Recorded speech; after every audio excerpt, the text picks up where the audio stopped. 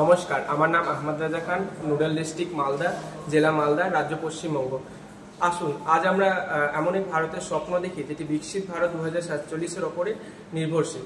2047 সালে ভারত কেমন হবে? আমি মনে করি 2047 সালে ভারত হবে এমন একটি দেশ যেখানে উন্নয়ন, প্রযুক্তি এবং শিক্ষা ব্যবস্থা থাকবে সবার জন্য।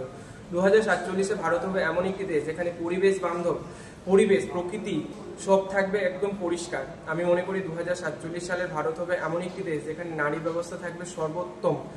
আর 2047 সাল হবে এমন একটি দেশ যেখানে সবার জন্য সবকা সাথ সবকা বিকাশ একদম প্রযোজ্য হবে।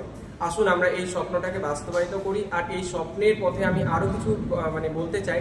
এই 2047 হবে এমন একটি দেশ যেখানে যৌন শিক্ষা খুব সাধারণভাবে সবার কাছে পৌঁছে যাবে, যেখানে নারী শিক্ষা ঘরে ঘরে পৌঁছাবে, যেখানে প্রতিটি শিশু স্বপ্ন দেখবে, কারণ তাদের জন্য আকাশ থাকবে খোলা। আসুন আমরা 2047 সালকে একটা স্বপ্নময়, একটা সুন্দর দেশ হিসাবে বানানোর চেষ্টা করি। আর এভাবেই আমি বলতে চাই যে 2047 হবে এমন একটি শক্তিশালী, মজবুত, উন্নয়নশীল, প্রযুক্তিময় দেশ যেটি হবে সবার ওপরে আর সফলতার শৃঙ্গে।